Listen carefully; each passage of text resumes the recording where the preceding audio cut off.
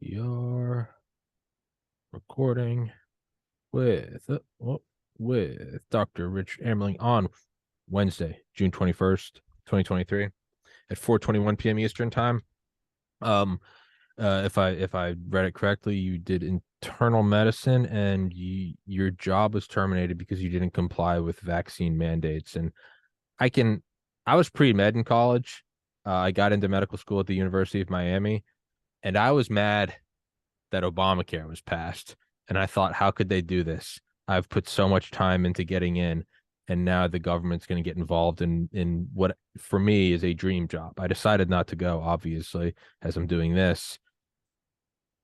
I can't even imagine actually going through medical school and residency and being a practicing physician and then having government come in and step on your dreams. I don't I would lose my mind. I would have a temper tantrum that would probably put me in a psych ward. And with that unholy and unprofessional introduction, Dr. Amerling, could you please introduce yourself? Sure. Actually, it's a little bit more involved than that.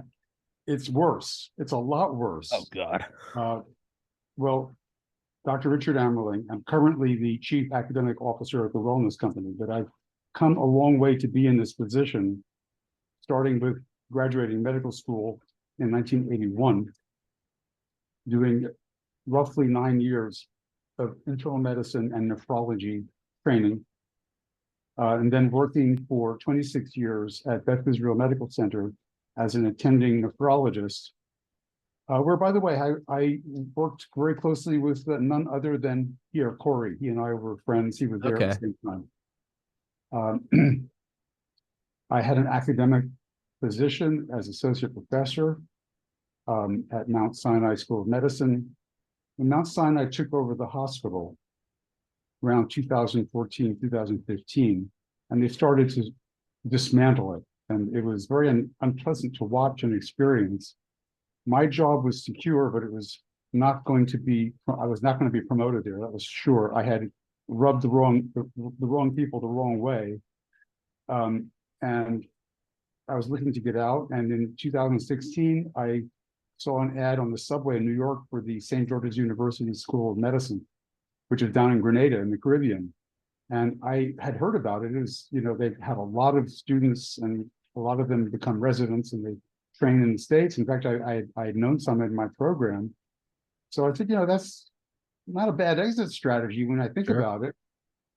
I went online, I applied, and several months later got called down for an interview, and the rest is history. I worked there for 5 years. When COVID hit, so I was teaching clinical skills, which should be the art of how to make a diagnosis, how to do a history, physical exam. That was my position.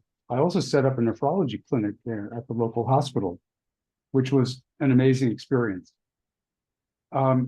In 2020, they went online when COVID hit, which I think was a big mistake. Of course, they pulled all their third and fourth year students out of their clinical electives and rotations in hospitals, mostly in the States. Another huge mistake. Uh, why do that? I mean, these kids were not at risk of any serious results from COVID, and they would have been extremely useful on the front lines, certainly in New York, where I ended up. And what an experience that they deprived them of by pulling them off the front lines. That was, it's a horrible decision. It wasn't just St. George's, by the way. I think most of the medical schools did the same thing. Well, so I ended up going up to New York, April of 2020, and I volunteered with old friends and colleagues at Bellevue Hospital in their nephrology division and helped them with their acute dialysis program. They had a lot of kidney failure, and this was COVID related. This was pre-remdesivir. But that's also an amazing experience to be confronting this new disease and seeing all these horrifically ill patients, some of whom were sicker than anyone I'd ever seen before. So there was no question in my mind at this point that this was a new disease. There were clinical features that were unique to it. So around June 2020, the ICU started to empty out. There were no new patients coming in. I figured this is it. This epidemic has peaked. It's over. Let's go back to life as usual. But that didn't happen, obviously. And it became clear that this was a trumped up excuse to impose an authoritarian type of system over the United States people. It was quite appalling to see how people complied. This was one of the most distressing things to me. See how voluntarily people complied. They wore masks. I wore a mask. I double masked when I went in to see patients. But as soon as I left the hospital, it came off. And the whole masking thing was absurd. It never made any sense. The lockdowns were absurd. In fact, there is excellent data showing that the viral infections peaked in New York a week or two before the lockdowns were instituted. So the lockdowns clearly did nothing except destroy what was once a great city. I ended up going back down to Grenada. I'll just cut to the chase, where I reestablished my practice. And sadly, the school was about to impose their vaccine mandate. Now, the vaccine, this was in the spring of 2021. These shots had just come out. There was no long-term safety data at all. And the short-term data wasn't that encouraging because we already were seeing deaths in the VAERS system. And the mechanism of action of the shots was always a questionable thing. You know, the production of foreign protein by messenger RNA, this is something that had never been done before. For a vaccine, it was absurd. So I was never going to take the shot. And to be told that I had to stay employed there was quite shocking. But we ended up parting ways. And I worked for a while for America's Frontline Doctors, and then with colleagues founded the wellness company with Foster Colson, Canadian entrepreneur. And that's where we are today. But, you know, what you said about the government getting involved in medical care with Obamacare, boy, it started way before that. And I witnessed the whole thing because my career spanned along many decades now. So I saw the whole thing kind of have its peak and then descend into what is truly an abysmal place right now. So the medical profession wasn't just this job. The medical profession has become pretty horrible. So I'm glad you didn't become a doctor because you certainly ended up doing something much more productive. Medicine today is a disaster. And at the wellness company, we are hoping to push back in our own way by going parallel. The current system is so badly damaged that we really can't do much to save it. We can only do what we can do alongside the current system. And that's what we're working on now at the wellness company. There's something poetic about it's not even that you necessarily want to do X. It's when the infusion of government destroys the system so much, you end up through hell or high water going into something private, even if that wasn't your initial endeavor. And yeah, I mean, I do. There's the most difficult thing ever was getting into medical school, and the most difficult decision ever was deciding not to, and having no backup plan, by the way. I cut my parachute with no backup, but, and 10 years of just unimaginable horror. But starting this podcast, I really do feel like I've kind of found what I'm supposed to do. But that was definitely the hardest thing ever. And I didn't quite understand it. One of my uncles was an orthopedic surgeon. Another was a pathologist, went to Duke Medical School. And I remember I had asked both of them the summer I got into medical school. You know, I'm having, they both asked me, they're like, why are you having cold feet? And I was like, well, you know, X, Y, and Z. And they both said, independently, which I thought was unique, was it's a trick question. The answer should be, I'm not having cold feet. And then, okay, well, you are meant to be a doctor. If you're having anything, this is not for you. And one of my uncles made a brilliant point. He goes, there's no dipping your toes in. After a year of medical school, the only way to pay back that bill is becoming a doctor. And he was like, it's quicksand. And yeah, no, so I look back at it now and I'm the best decision I've ever made in my life. But when you do look at something like this, is there anything other to do than to? I've interviewed a lot of special forces guys, Delta Force and everything, and they talk about it's pretty binary. When you come in contact with the enemy, you either kill them all or you break contact. There's nothing in between. We're either going to take them all out, or that is a much bigger group of people, a much bigger unit, and we need to break contact, and we'll go whatever regroup. When I look at the government's response to COVID, and like you said, the most disheartening thing of all was people just going along with it. You either take it head on and you go, we're going to beat it all, or you go, we're going to break contact. And I was banned from YouTube and iTunes for interviewing Dr. McCullough and Dr. Malone.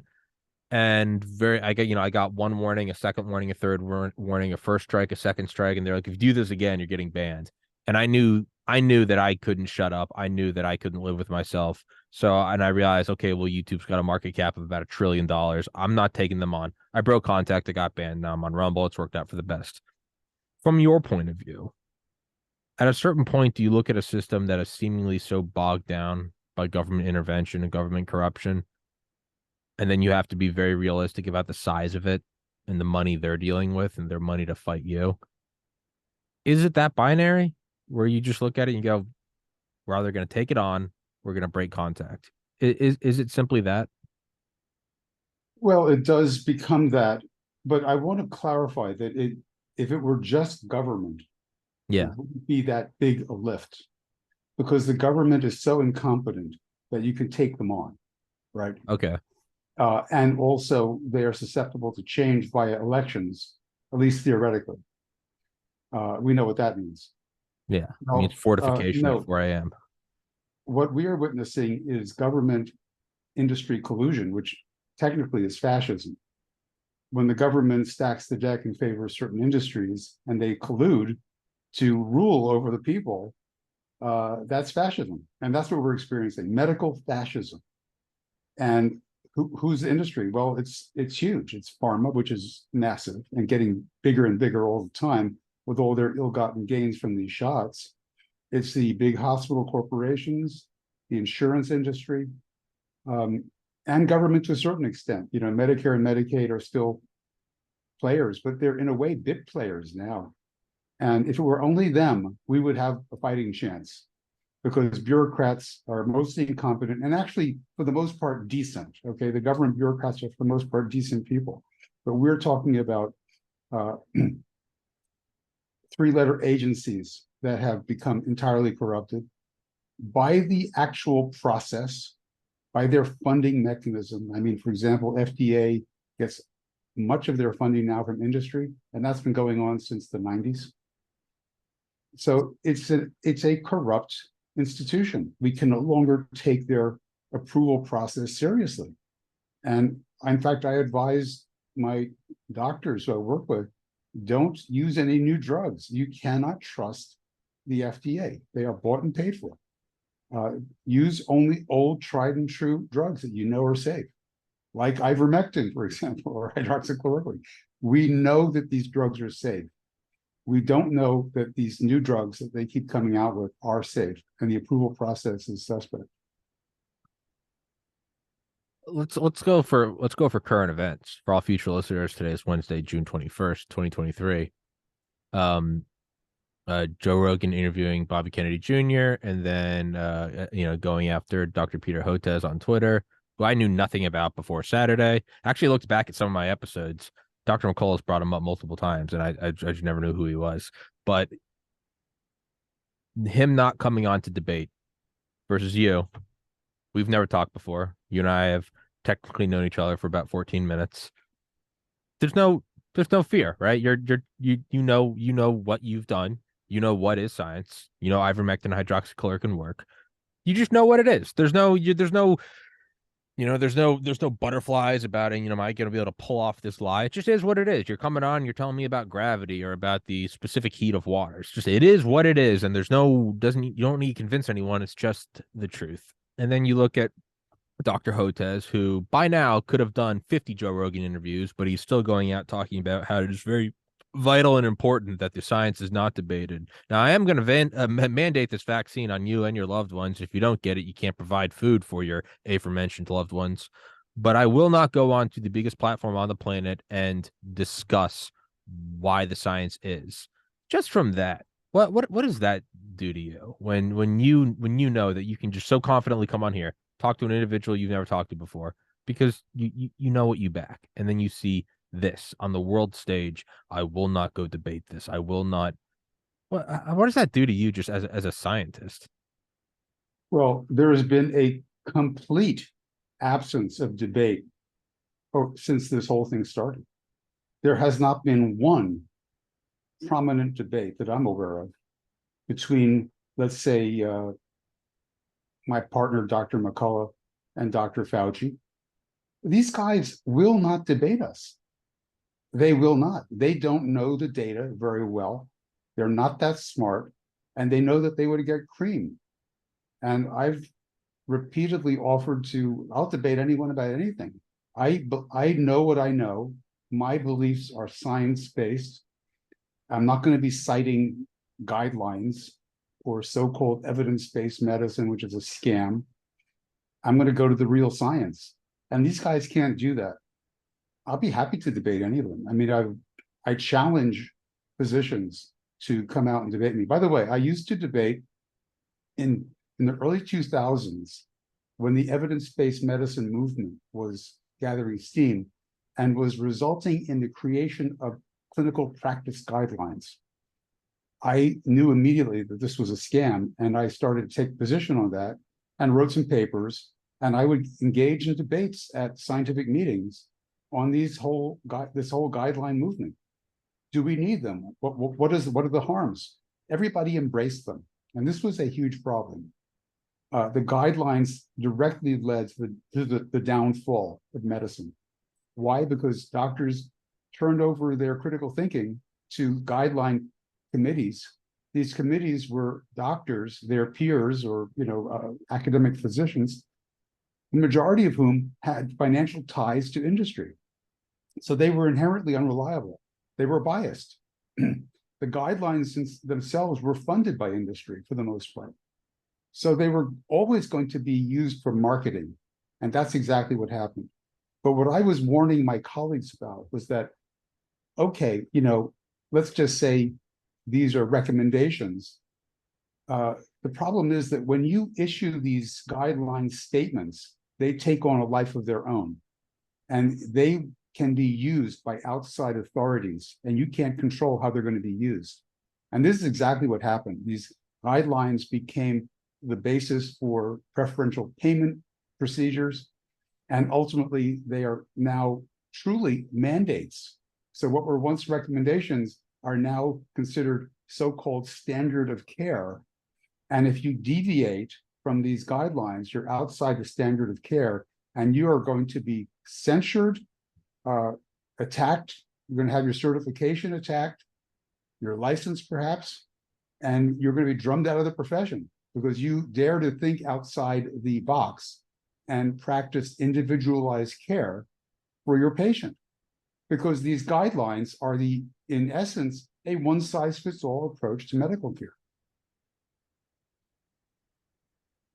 This is kind of my logic is, I'll try not to go full tribal warfare and say I hate Peter Host, because once you fall into kind of emotions and stuff, you stop using logic. So sure, you're a doctor, you're Dr. Hotez, you're the head of whatever, and you see some people, Joe Rogan, who admittedly doesn't look like a scientist, right? He's covered in tattoos.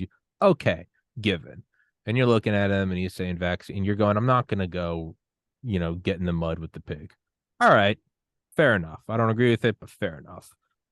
But like a kid who's scared of a monster under his bed, and you go, there's no monster under your bed. But then, finally you realize after the 10th straight night, the kid's 6 years old and he's terrified. So you go, okay. And you go in there with the light and you go, there's nothing under there, right? Sure, a waste of your time, but it's affecting the kid every day. And you're, all right, I'll go show you. Okay, fair enough. If somebody said they didn't believe in gravity, I would laugh at them and I go, I'm not going to give you a debate. But if I really saw that it was bothering them and they were making such a big deal of it and it was making me look bad, and like, dude, Tommy's scared to debate gravity, eventually I would go in there with the confidence of a god and go, yeah, here it is. Get out a high-speed camera. We're going to drop this thing. Look at that. You can calculate the acceleration. It's 9.81 meters per second squared. And you just lay it on the table and it would be over. This isn't some like obscure fringe science. Are there aliens on the backside of the moon? It's a vaccine that you have forced into the household of every individual, right? The Ukraine war is it's kind of detached. We're not actually putting US boots on the ground. We're just giving them money. It's a little more abstract versus a draft. Well, now you do have to come out and give a very convincing argument for the war because it is affecting me. So this isn't some obscure thing. This is a vaccine that, like yourself, no one was immune from, no pun intended. Everyone had to get it, and there was billions of dollars to be made and legitimate side effects. It is your obligation. You do have to go on. And you know what? Maybe you mop the floor with Bobby Kennedy. Maybe you go on there and, like the Gravity, people leave there going, man, I feel like an idiot. Dr. Hotez came in there and yeah, and you know what? Next time Rogan wants to debate something, maybe I'll assume he is an idiot. But he hasn't done that. And if you refuse to debate someone or you just censor someone, rightfully or wrongfully, all you're doing is making them a martyr in their mind. You're making them think that, oh, they don't want to debate me because they don't want to talk about the flat earth. That must mean it's real. No, it's not. But when you silence someone like that, they start to think that there's some hardcore rebel who's getting at the real truth. So that's where it comes to from me is like, no, you don't have to go debate anyone, but you do. And by not doing it, and by no other doctor stepping up and going, Hotez won't do it. Tommy doesn't want to do the gravity debate. And Dr. Amerling goes, I'll do it. I took physics. No one's stepping up to take it, which now it's getting weirder and weirder. It's like going to the bank vault and saying, show me the gold. We have the gold. Well, show me. Well, I don't have to show you. Well, you should. Now all the townspeople are there. Our savings are here. Where's the gold? I don't have to show you the gold. Well, then, and then the military shows up and goes, show us the gold. And you go, I don't have to. Well, now we're all assuming the gold isn't in the vault. That's kind of where I'm coming from. Is like, no, you do have to go on and debate or go anywhere and debate. And that's, Hotez, I consider to be somewhat of a buffoon. sure. I don't respect him. I think he's a phony, and he's never going to get up there and debate someone like RFK Jr., who knows his facts. He's extremely smart. He's a great debater. I'm sure he would make mincemeat out of him, and I'm sure that Peter has come to the same conclusion. But as I said, this goes way back to the beginning. I mean, Steve Kirsch has $1 million bet on the table, looking for anyone to take him on in a debate over the fact, not him, but say McCullough and no one's going to be able to beat Peter McCullough. His command of the literature is so impressive that Intimidating. But my approach differs. Peter and I are also old friends. By the way, we go way back. We used to run into each other at conferences during our academic careers. Two things I want to say about Peter and Pierre, both very old and dear friends of mine. Neither of them had conflicts of interest, right? This is extremely important. Not only did they not have conflicts of interest, they had a lot to lose. Yeah. And they lost a lot. So this gives them innate credibility in their positions versus, let's say, a vaccine advocate who has a position staked out, who's being paid by industry.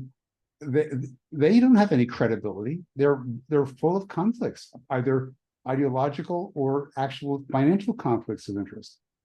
So that's the other way that I look at it, is that you go to the hardcore science, because going back and forth citing studies is a dead end in my view, because it's sort of like you have a trial, a medical malpractice trial, and the defense has their experts, the plaintiff has their experts, and they fight it out and they cite their data, et cetera. And then the jury decides.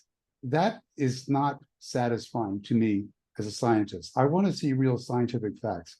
Now, what are the facts about these jabs? Well, we know that they are new technology. We know that they are untested, largely in humans. We know that they all code for the production of a foreign protein. And so we know a lot of things that are inherently bad. You don't have to really go into the data. of individual studies. But when you do go into the individual studies, these shots don't look very good. In fact, they look like crap. When the drug company puts out what we call their pivotal trial, which is a study upon which they get approval from the FDA for their drug, that is the best that drug is ever going to look. And nothing that can be done afterwards can ever come close to that study. And when you look at the pivotal trials for these shots, they're full of holes. They are extremely poorly done. You can see that they didn't meet any serious endpoint. What do I mean by that? Well, serious endpoint for a drug or a vaccine would be decreased death rate, decreased hospitalization, decreased rates of infection. None of these endpoints were met. And if they're not going to be met on the pivotal trial designed, conducted, and written by the sponsoring companies, they're never going to be met. So that's as far as you really have to look to know that these shots are a bust. And then we know that there are safety events that have been occurring from the very beginning that are way in excess of anything ever before observed with any other vaccine. So these are facts. You cannot really debate them. And they're obviously self-evident, right? So you can't really get into a debate over this stuff. And that's why they won't, because they can't possibly win. They cannot possibly win a debate with someone who is up on the science of these shots. At the same time, I feel like what we're witnessing was unavoidable. It was you can't have this much corruption or industry consolidation or media capture or elite institution capture. Eventually, something's gonna break, right? You got the friend in middle school who never gets his butt kicked, and he's in high school and he never get. And finally, you're like, man, you're gonna meet someone who like doesn't know who your daddy is or something, and they're gonna and it happens, and it's often a great thing, and they learn from it, right? But there was no point that you meet him, you go, dude, I don't know when it's coming, but karma's coming one day. And finally, I was a bouncer in college, and every once in a while, you'd see some rich freshman from some prep school just get laid out by some kid who didn't care, and you go, well, that was probably a decade in the works, right? That doesn't make it right. It just makes it kind of nature. I feel like this was bound to happen. We saw it with COVID. I don't think it began with COVID. I think that it was just a matter of the perfect storm of media capture, of censorship, of collusion, FDA, CDC, NIH, NIAID, capture of all of them. Eventually, the spark was going to land. And I think, unfortunately, because a lot of people I've interviewed the vaccine injured, it's heartbreaking.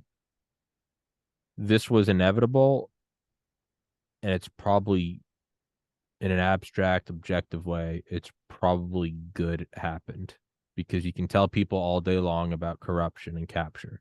Okay, yeah, whatever, dude. Until it hits every home. And I think it's unfortunate, but I also think that this was an unavoidable lesson. And, it's good that I can't say that nothing good has come from this.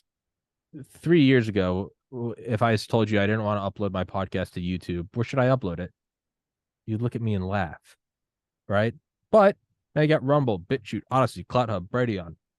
I can't use Twitter. Where should I go? You'd laugh. Getter, Gab, Truth, Free Speech, Brighty, CloutHub, all of them, right? Wellness company. Yeah, no, it was going to happen, and it needed to happen. And now there are parallel infrastructures rising up around it. Is there any credence to what I just said, or am I delusionally optimistic? Well, no, there is a lot to be hopeful about.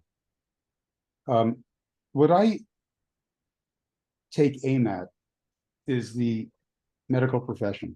Again, the medical profession failed the country in a very major way, because they should have been on top of this from the beginning. Like some of us were, right? Some of us were on top of it.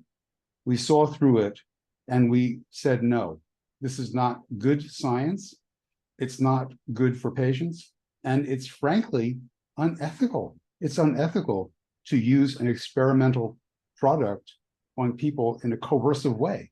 And that's exactly what was done. So the medical profession should have been pushing back 100% all the way. And in fact, 98% of the medical profession just went along. And that to me is an egregious failure and has kind of destroyed the reputation of the medical profession for a long time, if not forever. Do you think also, because I think Dr. McCullough has said that, and he's been on here a million times before, and his command of the literature is nothing short of frightening. It's, he's like one of the reasons why I always just have to be honest, because I'm like, there's someone, there will always be someone smarter than you, and you don't want to catch yourself in a HOTA situation. So you might, I think it was Winnie the Pooh, right? You don't have to remember anything if you just tell the truth. I'm like, I don't try to pull a fast one on anybody because I never know who I'm talking to. But he said this once on here, said that it was the medical Super Bowl. It was like the final training. I get the Delta Force guys. They always say, when Dale Comstock, a friend of mine, I think he's 60 now. He was 23 when he got in a Delta Force, youngest ever member. And he goes, "You finally finished selection. And it's lasts forever. And it's even the selection process was classified. There are guys who broke their femurs and still finished. Just animals." And he goes, "And you finally get there. You finally get into the unit." And then the commander comes to you on the first day and says, "If there's ever a day that you are not giving 110%, you're out of here. Selection never ends. It's a self-cleaning oven." It's just kind of dark, but I think about that.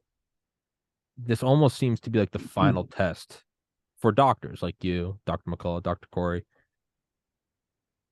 How real is the Hippocratic Oath? How good are your critical thinking skills? How good are you at not flipping into the back of the book and finding the answers? No, we got to find the answers, right? That's the thing about I did toxicology research in college. Yeah, it kind of hits you when you go, "Oh, I can't just go to the back of the book and find the answers to the odd questions." No one knows. That's why it's research. It really starts to flex that, right? Just when you're, doing push-ups, you start to feel it burn. It starts to burn your brain. You go, "Oh, we got to actually start getting the neurons sweating." And I guess this is more of like a philosophical question, but does this feel like the final?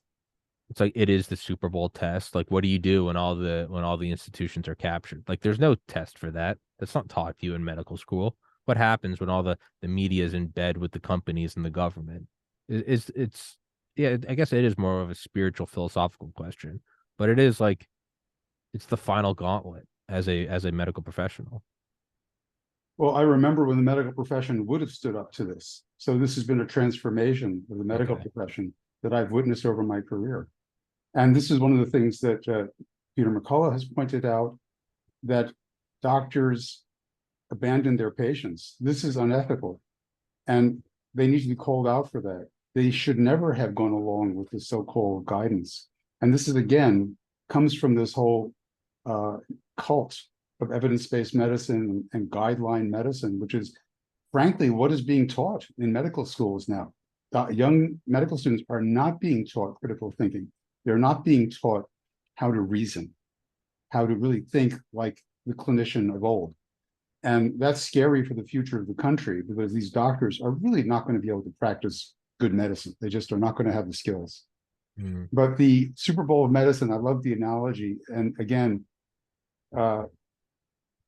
they pulled the medical students out. They pulled them out of the Super Bowl. They should have been on the front line with everybody else. No, they got a shelter, right? This is absolutely the wrong message to send to a young doctor. You're not supposed to cower in fear of some disease. No, you're supposed to confront it. And in fact, even if you don't know much about the disease, and even if you don't know how to treat it, and that's the situation we were in at the very outset of this thing in March and say early April, then you still don't abandon your patient. You still have to be there for your patient and sit there with them and hold their hand and get them through by hook or by crook. And sometimes that's what it comes down to. And it comes down to you as a human being exerting your personal power to help a patient heal and to make them feel comforted. Because a lot of it is anxiety and stress, that they're going through this horrible disease alone.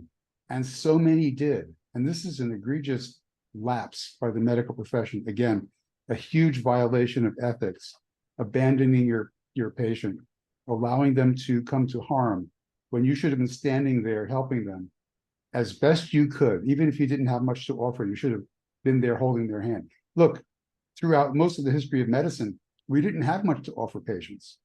There were no miracle cures. Until antibiotics came around in the 30s and 40s, what did we have? Laudanum, right? Yeah. Dope.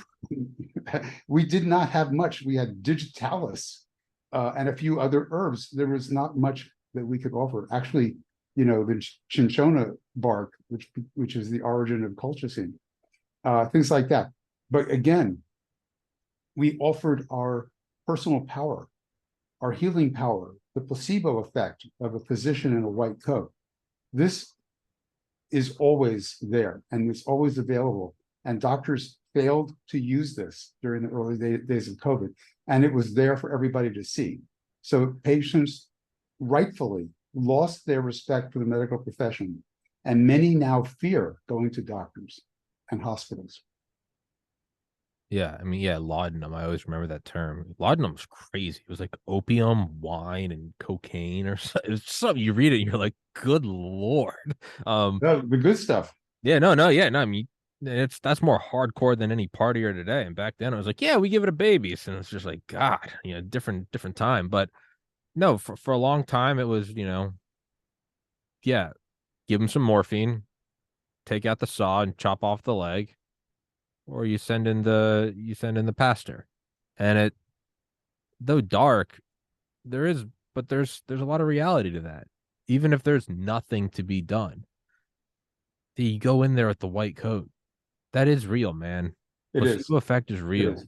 It is right? really. Yep. Hey, you're on a plane going through turbulence.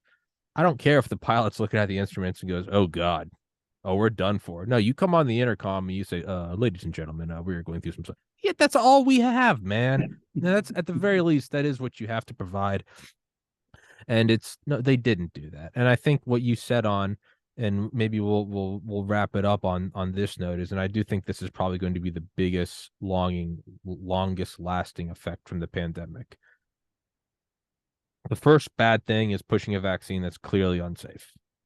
Much, much bigger than that is suppressing safe alternative treatments, ivermectin, hydroxychloroquine. Mm-hmm. Even bigger than that, I think, is the destruction of the trust in the white coat doctor, where it's, even Red Cross, it's like, don't shoot at him during a war, right? There's just a certain, what did Reagan's doctor say? Like, thank God he was a Republican or something along the lines of but the joke, it's always like the doctor is going to see it. They don't care who you are.